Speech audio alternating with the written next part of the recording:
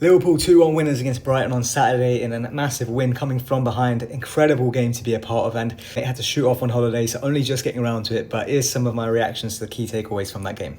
First thing to mention has to be that atmosphere from the game. It's my fourth game at Anfield this season, having been to Brentford and Forest, which were poor, and then also Bournemouth, a lot better, but this, like Slot says, the best atmosphere this season, and a lot of that came down to the crowd getting really up for it, being riled up by the time wasting from Brighton, the ref not giving us a few decisions.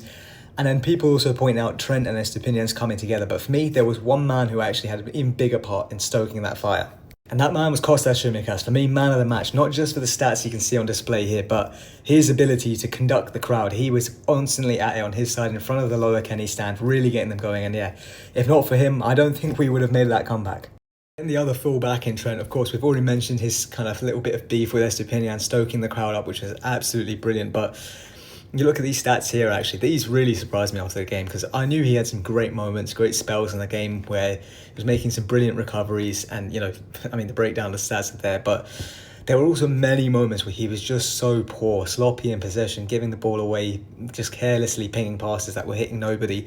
Also, ball getting pinged beyond him and he's turning in slow motion and just charging back instead of charging back for it, and someone else is having to cover.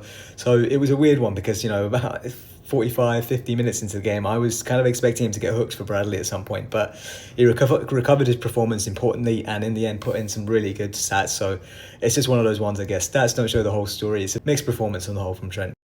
And finally, this man right here, Mohamed Salah, man, so special. He's now broken into the top 8 all-time scorers in Premier League history with an absolute worldie. I was fortunate enough to capture it on camera as well, so that's already on my socials. But this was special, man. And yeah, it came in a spell where we were just all over Brighton. Came like 3 minutes after the first goal to equalise itself. So yeah, it was just absolutely bonkers, pure limbs in the stadium. But watching him rise up these charts, man, honestly, he's just doing it at such a rapid rate. And this is coming after spells where people questioned whether he was still going to be at the same level. He's evolving.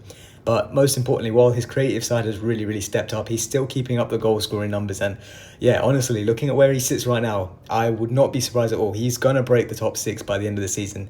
And if he extends for a year or two, we're looking at top 4 and maybe start sniffing around the top 2.